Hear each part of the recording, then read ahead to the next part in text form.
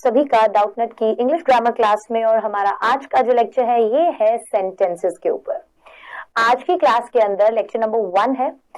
अब जो ये ग्रामर का हमारा पूरा कोर्स है इसमें हम हर एक टॉपिक को पूरा डिटेल में पढ़ेंगे, बढ़िया तरीके से हर एक चीज जानेंगे, सभी टॉपिक्स हम यहाँ पर कवर करेंगे।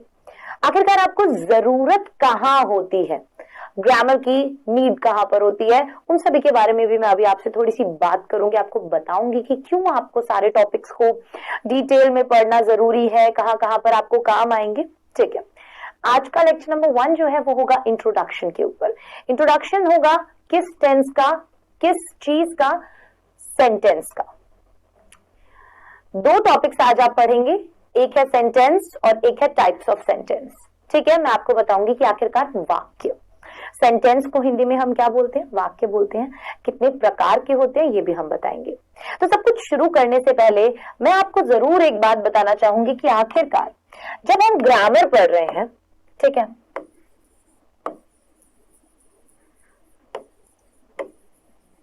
तो इसका यूज क्या है। बच्चों के दिमाग में बहुत ज्यादा ये सवाल आता है कि मैम आखिरकार ग्रामर हमें कहाँ यूज आएगी।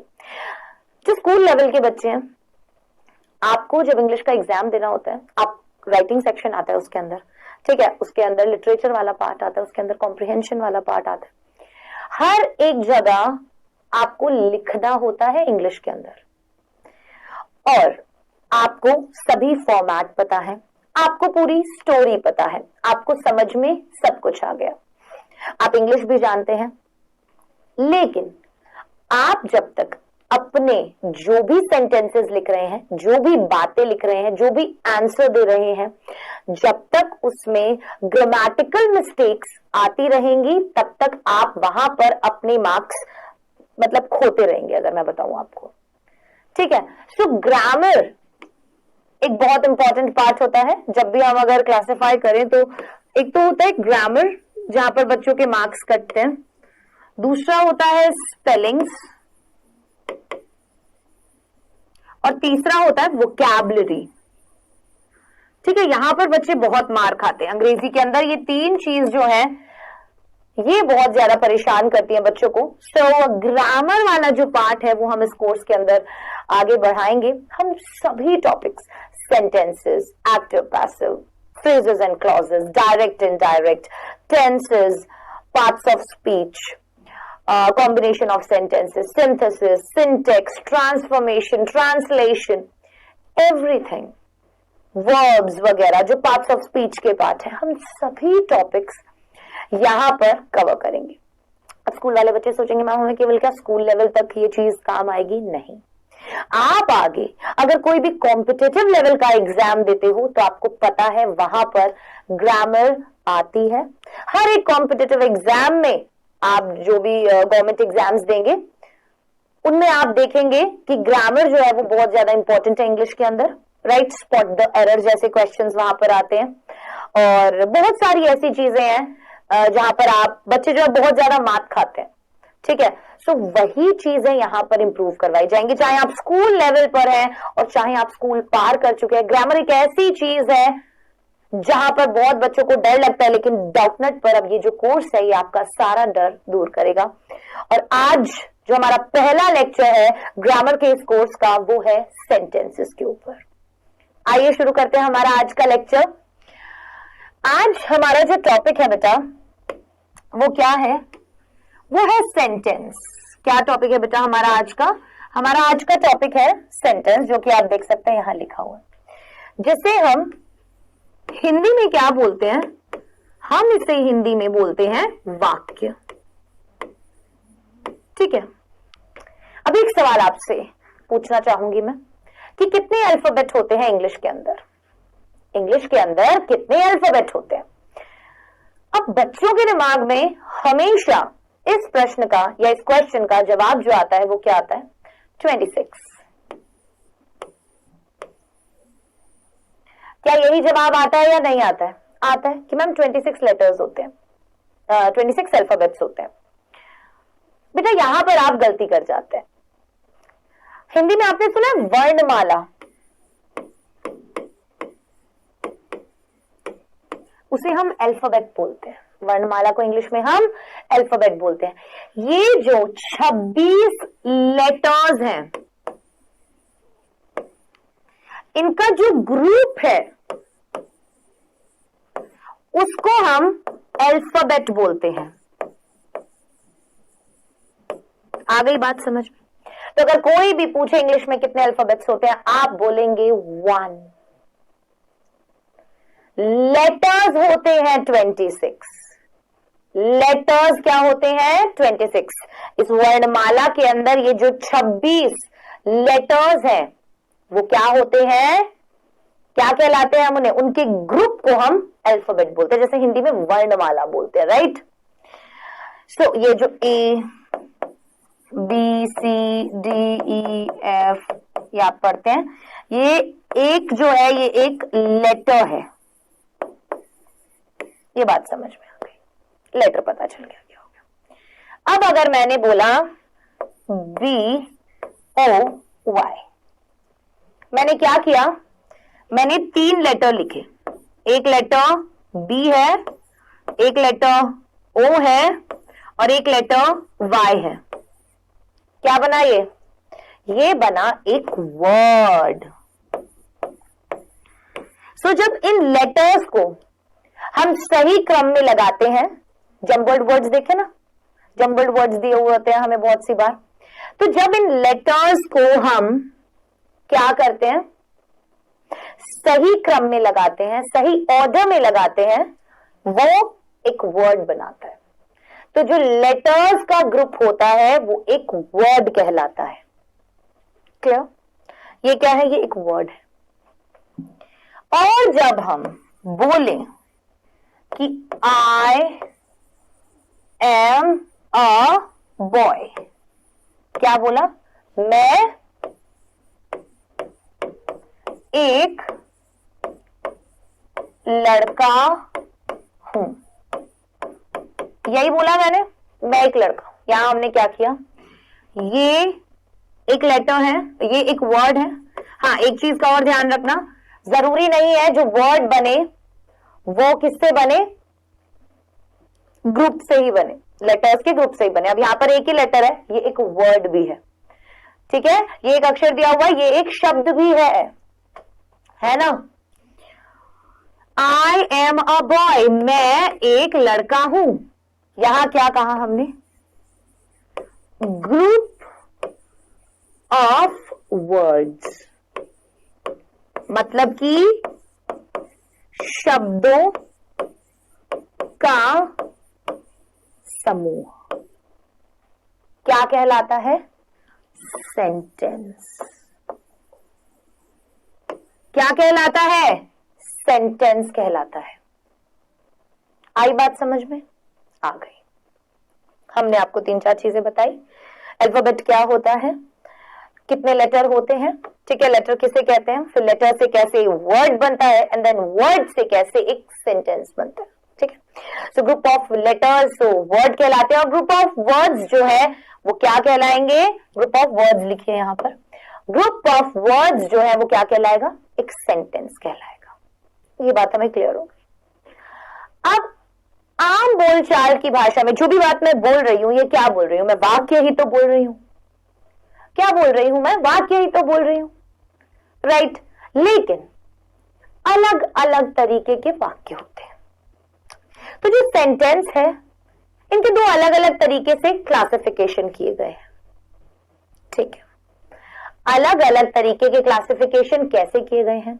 हम पहले टाइप्स पढ़ेंगे कि कितने टाइप के सेंटेंस होते हैं। आज मैं आपको सेंटेंस में आपको क्या क्या चीजें देखने को मिलेंगी, किस किस तरीके के सेंटेंस होते हैं, उसके बारे में पढ़ेंगे। अगली आने वाली क्लासेस होंगी, उनमें मैं आपको पार्ट्स के बारे में बताऊंगी कि एक सेंटेंस के जो पार्ट्स होते हैं वो किस तरीके से डिवाइडेड होते हैं। और एग्जाम्स जो होंगे या आगे कहां पर किस तरीके के सवाल आपसे पूछे जा सकते हैं, कहीं पर भी, कॉम्पिटिटिव लेवल में, स्कूल लेवल पर, आप किसी भी लेवल पर देखो, ठीक है? तो कैसे कैसे एग्जाम्स आपसे, कैसे कैसे सवाल आपसे एग्जाम्स में पूछे जा सकते हैं, सभी चीजों के बारे में हम यहाँ पर डिस्कस करेंगे, ठीक है? बिल्कुल बिल्कुल आसान तरीके से, ताकि कोई भी कंफ्यूजन ना रहे, बिल्कुल बेसिक से एक एक कॉन्सेप्ट बताया जाएगा, ठीक है? अब मैं आपको बता रही थी, मैंने आपको एक चीज बताई सेंटेंस के बारे में। अब अगर हम एक सेंटेंस देखें, जैसे मैंने बोला Ram is a good boy, simple से एक सेंटेंस से स्टार्ट करते हैं, ठीक है। Ram is not a good boy, ये हमने देखा।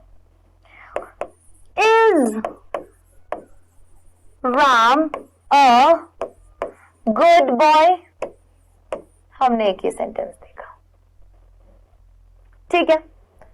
एक सेंटेंस हमने देखा, अगर हम बोलें सिट डाउन, सिट डाउन, यहां पे हमने एक्सक्लेमेशन मार्क लगा दिया, राइट। ये 4 सेंटेंस आपको दिख रहे हैं। एक सेंटेंस में हमने बोला Ram is a good boy, Ram एक अच्छा लड़का है। हमने एक बात कही, हमने क्या किया, आपको एक सूचना दी, एक बात कही, एक संदेश दिया, किसी चीज के बारे में आपको बताया, साधारण सा वाक्य, राइट। दूसरा वाला जब आपने देखा, इसमें लिखा Ram is not a good boy, Ram एक अच्छा लड़का नहीं है।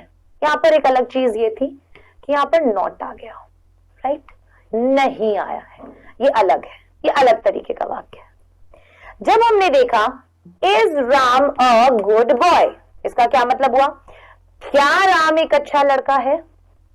तो यहां पर हमने एक सवाल किया, यहां पर हमने एक सवाल किया, राइट। यहां पर आपने देखा, आपने बोला सिट डाउन, यहां पर आपने क्या किया, एक कमांड दी, आदेश दिया, ऑर्डर दिया, राइट।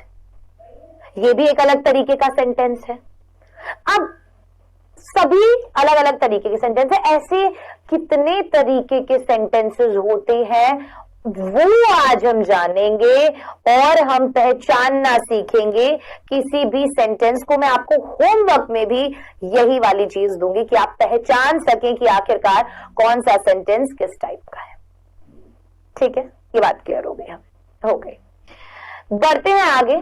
सबसे पहले देखते हैं एक सिंपल सी डेफिनेशन सेंटेंस की, अगर आप लिखना चाहें तो आप लिख भी सकते हैं। सी इन एवरी लैंग्वेज, मैंने आपको वैसे बता दिया कि वाक्य क्या होते हैं, सेंटेंस क्या होते हैं, अब हम एक डेफिनेशन देख लेते हैं। सी, हर एक भाषा में, इन एवरी लैंग्वेज, हर एक भाषा में there is a need of group of words, एक जरूरत होती है शब्दों के समूह की, राइट, टू कम्युनिकेट, संचार करने के लिए। अगर मुझे आपसे बात करनी है तो मैं क्या करूंगी, क्या करूंगी, मैं शब्दों के समूह का इस्तेमाल करूंगी अपनी कोई भी बात आपको बताने के लिए। अगर मैं बोलूं I am not feeling well, मैं बिल्कुल अच्छा महसूस नहीं कर रही, मैंने क्या किया, शब्दों का समूह, मैं बिल्कुल अच्छा महसूस नहीं कर रही। क्या था, ये शब्दों का समूह था जिससे मैंने आपको ये बता दिया कि हाँ भाई मेरी तबीयत खराब है, मुझे अच्छा नहीं लग रहा है, राइट। तो मुझे अगर कोई भी बात आप तक पहुंचानी है, आपको बोलना है, आपके साथ बातचीत करनी है, तो मैं क्या करूंगी, शब्दों के समूह का इस्तेमाल करूंगी, जिसे हम वाक्य कहते हैं, सेंटेंस कहते हैं। Such group of words that communicate a complete message, ऐसा शब्दों का समूह जो क्या करे, एक पूर्ण अर्थ दे, एक पूर्ण संदेश दे। ये बात तो बहुत इंपॉर्टेंट हो गई। देखो, मैंने बोला I am a good dancer, मैंने बोला मैं एक अच्छी डांसर हूं, मैं एक अच्छी डांसर हूं। अब ये तो बोल दिया शब्दों का समूह है ये, ठीक है। अगर मैं ऐसे लिखती डांसर ए आई गुड एम, क्या इसका कोई सही मतलब बन रहा है? क्या ये एक वाक्य है? डांसर अ आई गुड एम, क्या ये एक वाक्य है? नहीं, ये एक वाक्य नहीं है। वाक्य क्या होता है? शब्दों का वो समूह जो एक कंप्लीट मीनिंग दे।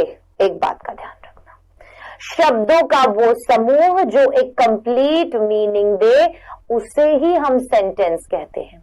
अगर वो कोई मीनिंग नहीं दे रहा है तो वो क्या है, वो एक सेंटेंस नहीं है। मान लो मैंने लिखा नो, मतलब नहीं। ठीक है, किसी ने मुझसे सवाल किया कि तुम खुश हो, आर यू हैप्पी, मैंने कहा नो। मैंने जब नो बोला, नो भी क्या है, एक वर्ड है। अब मैम ने तो बोला था कि शब्दों के समूह को वाक्य बोलते हैं, ऐसा हमेशा नहीं होता। वर्ड्स या ग्रुप ऑफ वर्ड्स जो आपको एक कंप्लीट मीनिंग दें, जिससे आप अपनी जो बात, अपना मैसेज जो सामने वाले तक पहुंचाना चाहते हो वो कंप्लीटली आए, उसे हम एक सेंटेंस कहते हैं, उसे हम एक वाक्य कहते हैं। क्लियर? क्लियर? ये बात समझ में आ गई। उसे क्या कहा जाता है, एक सेंटेंस कहा जाता है। ठीक है, चलिए अब सेंटेंस के हम टाइप्स देखेंगे। ये बहुत ज्यादा इंपॉर्टेंट है, टाइप्स देखना, ताकि हम पहचान सके कि कैसे अलग अलग तरीके के सेंटेंसेस होते हैं। तो देखो, on the basis of their sense and meaning, कि क्या भाव है, क्या अर्थ है, सेंटेंसेस को क्लासिफाई किया गया है 4 कैटेगरीज में। मतलब सेंटेंसेस जो है उन्हें बांटा गया है 4 कैटेगरीज में। किसमें? 4 कैटेगरीज में। कौन कौन सी है वो 4 कैटेगरीज? क्वेश्चन अब ध्यान रखिएगा, अगर कभी भी मैं पूछूं सेंटेंसेस को कितनी कैटेगरीज में बांटा गया है, आप बोलेंगे 4 कैटेगरीज में सेंटेंसेस को बांटा गया है। अब नाम क्या है उन चारों कैटेगरीज के, आइए जानते हैं। एसर्टिव और declarative sentence, interrogative sentence, imperative sentence and exclamatory sentence. आई बात समझ में? कैसे?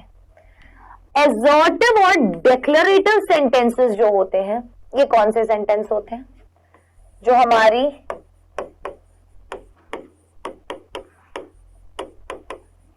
आम बोलचाल की भाषा में यूज होते हैं, प्लस आम बोलचाल की भाषा में यूज होते हैं, मतलब ज्यादातर हम डेक्लरेटिव, दोनों सेम है, एसर्टिव सेंटेंसेस भी बोला जाता है और डेक्लरेटिव सेंटेंस भी बोला जाता है। किन सेंटेंसेस को एसर्टिव और डेक्लरेटिव सेंटेंस बोला जाता है ये तो अभी हम पढ़ेंगे। मैं वैसे आपको बता देती हूँ, कोई भी संकेत दे रहे हो, कोई भी बात बता रहे हो, कोई भी बात कह रहे हो, कोई भी संदेश पहुंचा रहे हो, आम बोलचाल की भाषा के जो शब्द हैं वो एसर्टिव और डेक्लरेटिव सेंटेंस कहलाते हैं, इतना याद रखना। सेकंड आ जाता है इंटेरोगेटिव। इंटेरोगेटिव प्रश्न, सीधी बात है, इंटेरोगेटिव में कोई भी आप सवाल कर रहे हो। इंपेरेटिव, इंपेरेटिव में आ जाएंगे आदेश। ठीक है, और उसके बाद आता है एक्सक्लेमेटरी सेंटेंसेस। एक्सक्लेमेटरी सेंटेंसेस में आप देखेंगे हाई इमोशन, जैसे हम बोलते हैं ना, वाओ, ओ माय गॉड, इस तरीके के जब भाव आपको दिखाई दें आपके वाक्यों के अंदर, वो कौन से सेंटेंसेस होते हैं? विस्मयादि बोधक एक्सक्लेमेटरी सेंटेंसेस। क्या बोलते हैं हिंदी में? विस्मयादि बोधक एक्सक्लेमेटरी सेंटेंस। अब इनकी डेफिनेशंस देखेंगे, एक एक सेंटेंस देखेंगे, समझेंगे हम कि ये कौन सा सेंटेंस, अच्छा ऐसे सेंटेंसेस ही होते हैं, ऐसे सेंटेंसेस ही होते हैं। ठीक है, चलिए 4 कैटेगरीज में बांटा गया है सेंटेंसेस को। कौन सी 4 कैटेगरीज है? एसर्टिव और डेक्लरेटिव सेंटेंस। एक ये एसर्टिव सेंटेंस बोलो या डेक्लरेटिव सेंटेंस बोलो, जो कुछ भी डिक्लेयर करे, मतलब कोई भी बात बताए, घोषणा करे किसी बात की। इंटेरोगेटिव, इंपेरेटिव, एक्सक्लेमेटरी, ये 4 तरीके के सेंटेंसेस आपने देख लिए। अब आइए बात करते हैं एसर्टिव सेंटेंस की। किसकी बात करेंगे? एसर्टिव सेंटेंस की। तो ऐसे सेंटेंसेस में स्टेट ऑफ फैक्ट, कोई भी तथ्य हम रखें, कोई भी राय या फिर विचार, मतलब कि आम बोलचाल की हमारी भाषा के जितने भी वाक्य हैं वो सब एसर्टिव और डेक्लरेटिव सेंटेंस में आते हैं। ठीक है, जैसे मैंने बोला I am going to play, मैं किस लिए जा रहा हूं, मैं खेलने जा रहा हूं, ठीक है। अयांश इज माई सन, अयांश क्या है, मेरा बेटा है। यहां पर क्या है, अयांश मेरा बेटा है। या फिर Aman is not at home, Aman घर पर नहीं है। Arnavi doesn't go to school, Arnavi school नहीं जाती है। मॉम स्कोल्ड मी, मॉम मुझे डांटती है। अगर अब आप ये 4 सेंटेंसेस देखोगे तो इन 4 सेंटेंसेस में जो सबसे पहला सेंटेंस है इसमें हमने एक बात कही। क्या बात कही, कि अयांश जो है वो मेरा बेटा है।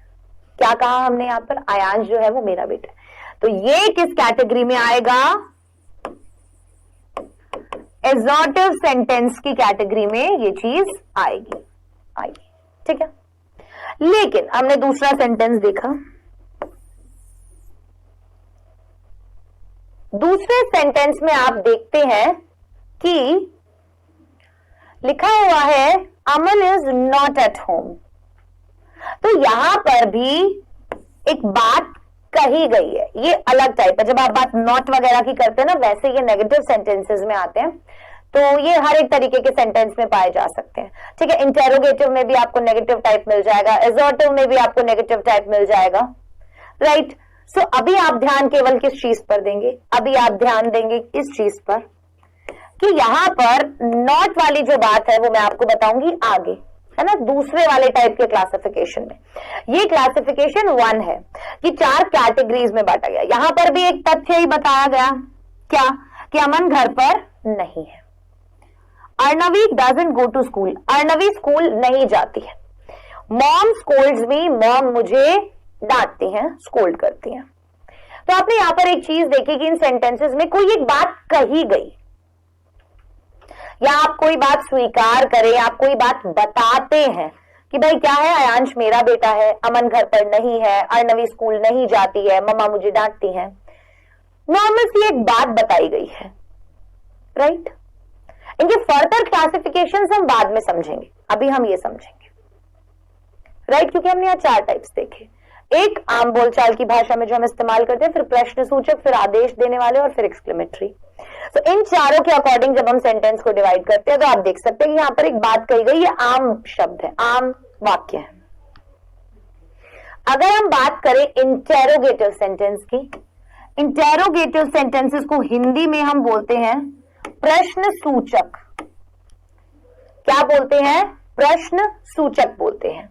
Where a question is asked, ऐसे सेंटेंसेस जहां पर कोई भी सवाल पूछा जाए, जहां पर क्या किया जाए, कोई भी सवाल पूछा जाए, वो सेंटेंसेस इंटेरोगेटिव सेंटेंसेस की कैटेगरी में बोल सकते हैं, वर्ग में आते हैं। जैसे is Aman not at home, क्या अमन घर पर नहीं है।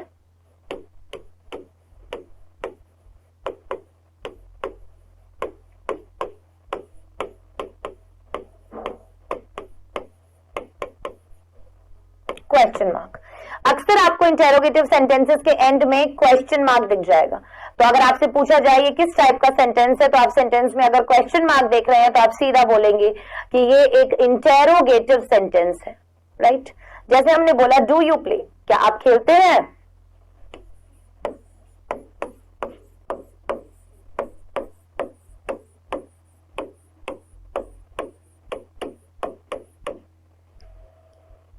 राइट, डू यू प्ले, देखा क्वेश्चन मार्क है, क्या पूछा गया है। तो ये वाले सेंटेंसेस जो होते हैं वो इंटेरोगेटिव सेंटेंसेस के अंदर आते हैं। अब बात करें इंपेरेटिव सेंटेंसेस की, किन सेंटेंसेस की, इंपेरेटिव सेंटेंसेस की। तो कौन से सेंटेंसेस इंपेरेटिव सेंटेंसेस में आते हैं, सी, वो वाक्य which are used to permit, किसी को हमें अनुमति देनी हो, कमांड आदेश देना हो, रिक्वेस्ट करना हो,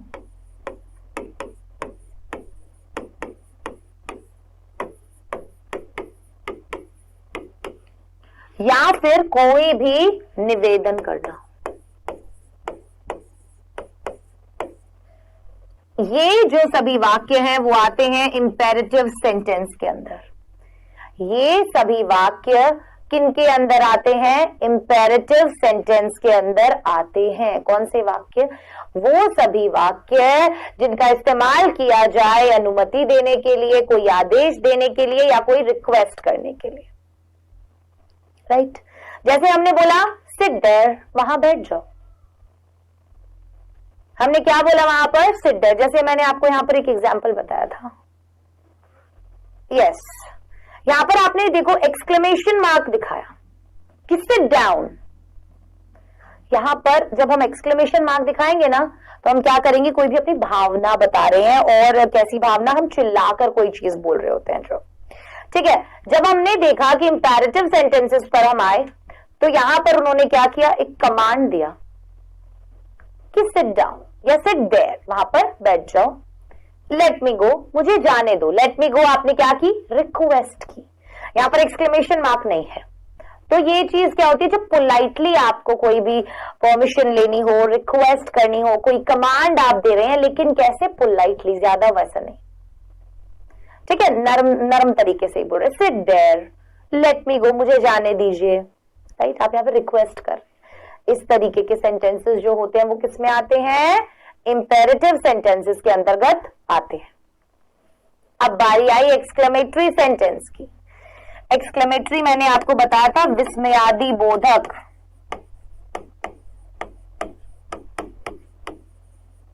विस्मयादि बोधक वाक्य जो होते हैं वो कैसे होते हैं? जब भी हमें कोई भी सडन इमोशन, अचानक से कोई भावना हमारे अंदर आती है ना, जैसे खुशी की, ग्रीफ की, शॉक की, फियर की, खुशी हुआ, दुख हुआ, शॉक हमें लगा, डर हमें लगा, जैसी भी ऐसी भावनाएं होती है जो एकदम से हमें फील हो, वो क्या होती हैं बेटा? विस्मयादि बोधक सेंटेंसेस के अंदर, मतलब एक्सक्लेमेटरी सेंटेंसेस के अंतर्गत आती हैं इस कैटेगरी में। जैसे हमने बोला वाओ, या हम बोलते थैंक गॉड। इन वाक्यों को जब भी कोई भी एक्सक्लेमेशन मार्क, ये जो मार्क है ना, ये एक्सक्लेमेशन मार्क होता है। जब आपको ये दिखाई देना, तो मतलब समझो कोई भी इमोशन हुआ, और जब वो बहुत एक्स्ट्रा में आ रहा है आपके पास, है ना, और आप उसे एक्सप्रेस कर रहे हो, तो मतलब आप वो चीज थोड़ा लाउड बोलते हो, है ना, थोड़ा लाउड बोलते हो। तो किसी भी चीज के पीछे अगर आपको एक्सक्लेमेशन मार्क दिखे ना, तो समझ जाना कि वहां पर जो इमोशन बताया जा रहा है वो थोड़ा तेज बोला जा रहा है। ठीक है, आ गई बात समझ में? तो हमने 4 कैटेगरीज देखी। हमने देखा एसर्टिव और डिक्लेरेटिव सेंटेंस क्या है, हमने देखा कि इंटेरोगेटिव सेंटेंस क्या है, हमने देखा इंपेरेटिव सेंटेंस क्या है, और हमने देखा एक्सक्लेमेटरी सेंटेंस क्या है। ये 4 टाइप्स हमने देख लिए। अब क्लासिफिकेशन 2 जो है वो था क्लासिफिकेशन 1। वो क्या था? क्लासिफिकेशन 1। अब इन्हीं सेंटेंसेस का होता है क्लासिफिकेशन 2, मतलब कि और भी अलग अलग टाइप के सेंटेंसेस आपको इन्हीं के अंडर देखने को मिलेंगे। कैसे? एफर्मेटिव। एफर्मेटिव को हिंदी में हम बोलते हैं सकारात्मक। सकारात्मक वाक्य मतलब कि पॉजिटिव सेंटेंस, जिसमें नहीं का यूज नहीं होता, इंटेरोगेशन का यूज नहीं होता। इंटेरोगेशन मतलब इंटेरोगेटिव नहीं होता है वो सेंटेंस। ठीक है। नेगेटिव, नकारात्मक। ठीक है। इंटेरोगेटिव, प्रश्न सूचक। इंटेरोगेटिव, प्रश्न सूचक। नेगेटिव इंटेरोगेटिव, प्रश्न सूचक, नकारात्मक। मैंने आपको बताया था आज की क्लास इंट्रोडक्शन पे है ना, तो मैं आपको सभी चीजों से क्या करवा रही हूं, आपकी मुलाकात करवा रही हूं कि क्या क्या चीजें हम पढ़ेंगे और डिटेल में कैसे पढ़ेंगे। ठीक है। सो 4 टाइप्स हमने देखे और क्लासिफिकेशन देखा 4 कैटेगरीज में, और affirmative, negative, interrogative and negative interrogative, मतलब सकारात्मक, नकारात्मक, प्रश्न सूचक और प्रश्न सूचक नकारात्मक वाक्य हमने दिखने। अब इनकी पहचान कैसे होगी, ने हम पहचानेंगे कैसे, आइए देखते हैं। ये तो हम पार्ट्स देखेंगे। सबसे पहले मैं यहां पर ही आपको बताती हूं सेंटेंसेस लिखकर। ठीक है। जैसे हमने बोला Ram is a good boy, फिर हमने बोला Ram is not a good boy. फिर हमने बोला is Ram a good boy, right. और उसके बाद हमने बोला why is Ram a good boy. और हम बोल सकते हैं ओके, यहां पर अगर इसको हटाएं हम, ये और ज्यादा क्लासिफिकेशन में आ जाएगा तो आप कंफ्यूज हो जाएंगे। Is Ram not a good boy, ठीक है, क्वेश्चन मार्क, क्वेश्चन मार्क। यहां पर ये है पॉजिटिव सेंटेंस, सकारात्मक affirmative sentence. Ram is not a good boy, यहां पर ये नेगेटिव है, क्यों? क्योंकि यहां पर नॉट है। यहां पर आपने देखा क्वेश्चन मार्क है, क्या राम एक अच्छा लड़का है? Is Ram a good boy, तो ये है एक इंटेरोगेटिव सेंटेंस। और is Ram not a good boy, क्या राम एक अच्छा लड़का नहीं है? प्रश्न भी है और नकारात्मक भी है, क्वेश्चन मार्क भी है और नॉट भी है, राइट। तो जिस भी वाक्य में क्वेश्चन मार्क और नॉट आपको दिख जाए वो क्या होंगे? इंटेरोगेटिव नेगेटिव होंगे। सो ये एग्जाम्पल था पॉजिटिव का, ये एग्जाम्पल था नेगेटिव का, ये एग्जाम्पल था इंटेरोगेटिव का, और ये एग्जाम्पल था इंटेरोगेटिव नेगेटिव का। ये बात क्लियर हो गई, ये पढ़ी भी होगी आप लोगों ने अक्सर, ठीक है। सो इस तरीके से हमने क्लासिफाई किया हुआ है। अब किसी भी सेंटेंस के ना 3 पार्ट होंगे, ठीक है, आपने पढ़ा होगा सब्जेक्ट, वर्ब और ऑब्जेक्ट, ठीक है। हिंदी में बोलते हैं कर्ता, क्रिया और कारक बोलते हैं इसको, ठीक है। इन तीनों चीजों की जरूरत अक्सर सेंटेंसेस में आप देखेंगे, बहुत सी बार ऑब्जेक्ट नहीं होता है, सब्जेक्ट और वर्ब भी होता है, लेकिन अक्सर आपका पाला इन 3 चीजों से पड़ेगा किसके अंदर? किसी भी सेंटेंस के अंदर।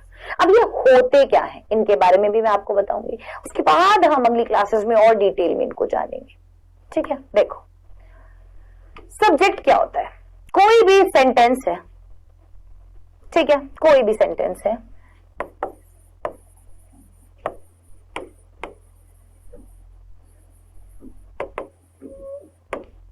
राम इज प्लेइंग, राम खेल रहा है।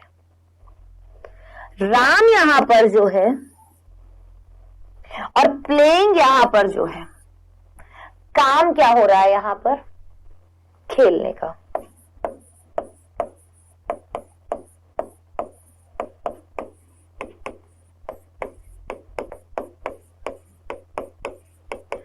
खेलने का काम हो रहा है। ये जो खेलने का काम हो रहा है ये कौन कर रहा है?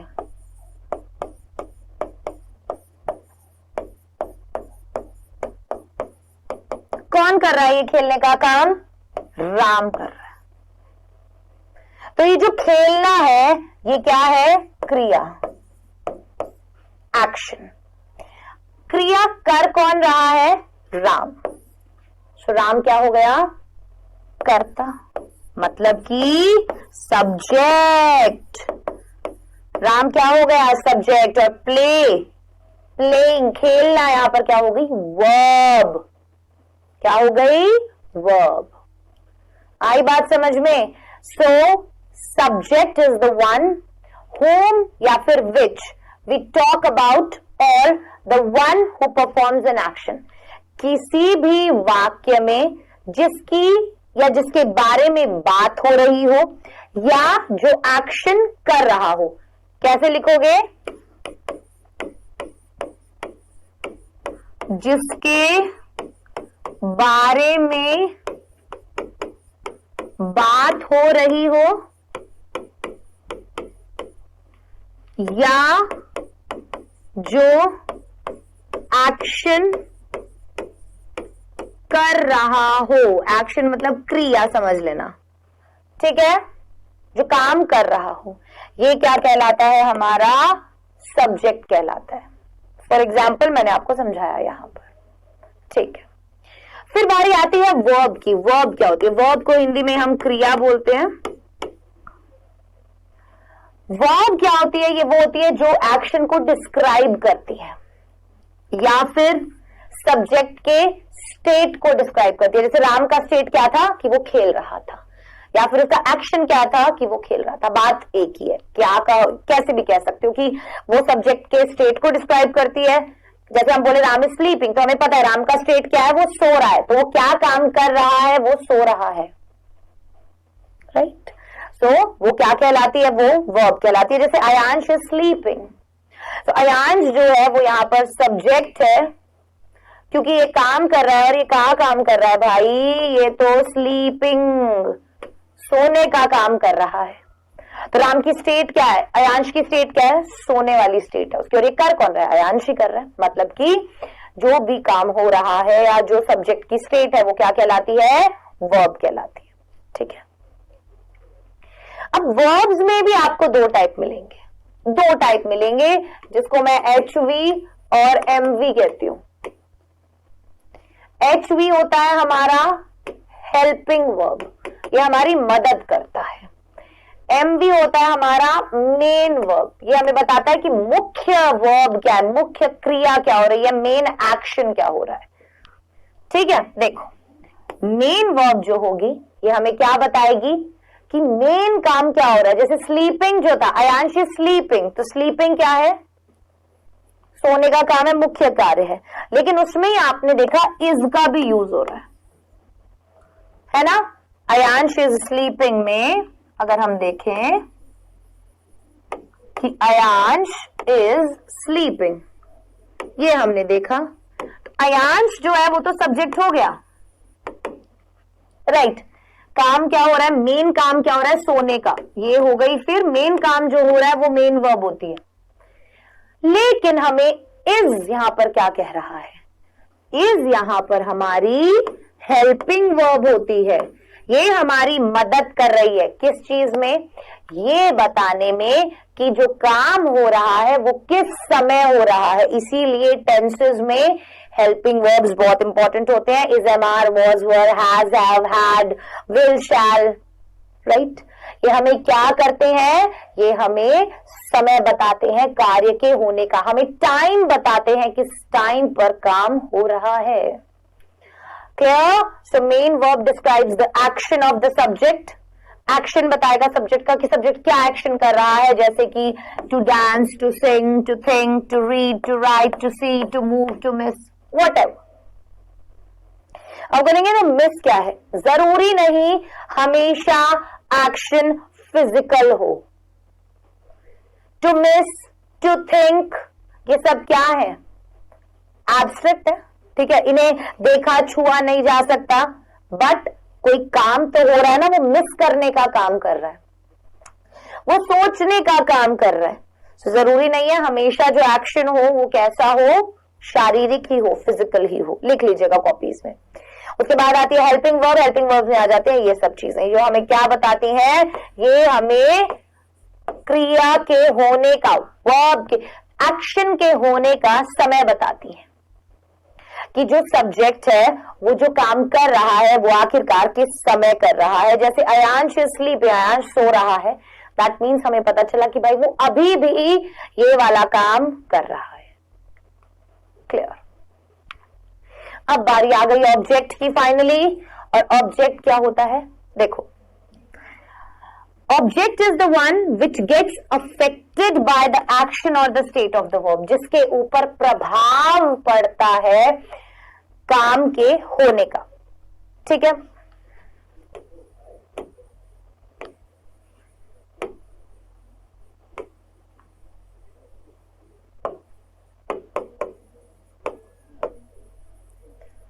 My father plays in the park, मेरे पापा खेलते हैं कहां?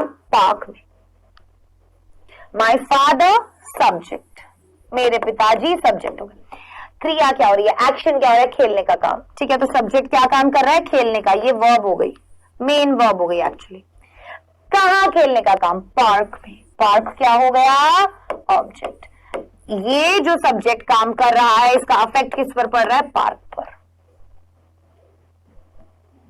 या फिर स्टेट बताता है सब्जेक्ट की।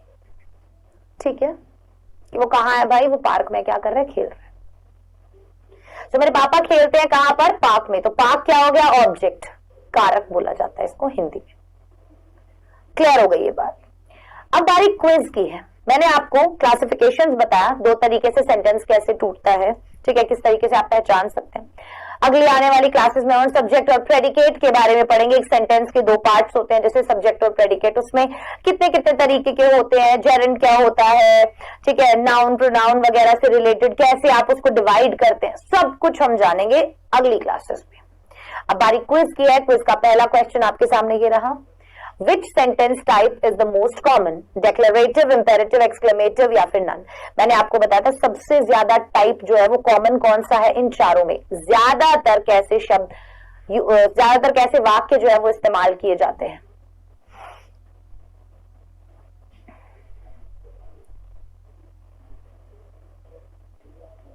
Next question, Who came to the party? Which sentence type is used? यहां पर कौन पार्टी में आया, कौन सा सेंटेंस का टाइप यूज किया गया, इंटेरोगेटिव, इंपेरेटिव, एक्सक्लेमेटिव या फिर नॉन? पहचानिए, फटाफट पहचानिए।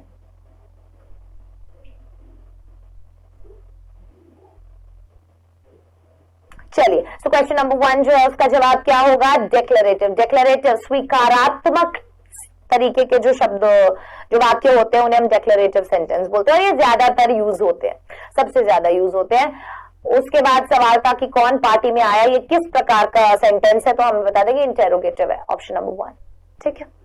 चलिए, तो आज की क्लास में हमने सेंटेंस देखे, टाइप्स देखे सेंटेंस के। ये आइडेंटिफाई करना है आपको कौन सा टाइप है सेंटेंस का। 8 सवाल मैंने आपको दिए हैं, राइट। और हमारी अगली क्लास जो होगी वो सेंटेंस के ऊपर होगी। सो अब मैं आप सभी से इजाजत लेना चाहूंगी, मुलाकात होगी अगले लेक्चर में। तब तक के लिए अपना ध्यान रखें, डाउटनेट के साथ जुड़े रहें क्योंकि अब पढ़ना हुआ आसान।